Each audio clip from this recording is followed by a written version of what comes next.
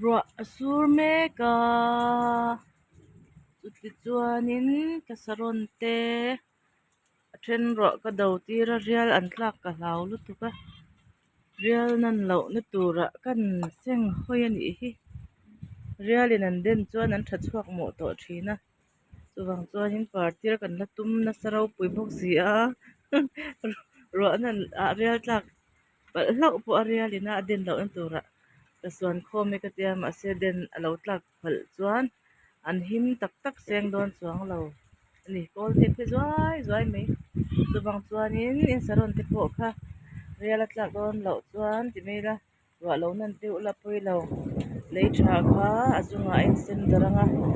lei ro lu tuk hi chu kan tui pek hian a lei hu nong mo ani chu mo khopui te ri rum rum mai chu chuwang chuanin in saron te kharwa lo nan tir ula apui reng reng lo tuna hi chuan pi nakina ka lo soi thonga foreign var ho hian e ruah tu hian ngam lo bik em em a keipo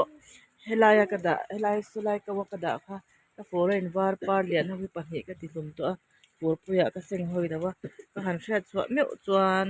an lo thim han to ani chu chuwang chuanin foreign var lian par lian nei ho kha chu a kung te la no pan phei chuan ruah lo nan te lo ula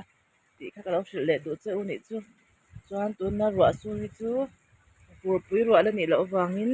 an lei tha hip nan a tha em em a lei tih hnon nan ruah khalo nan tir hum hum ro a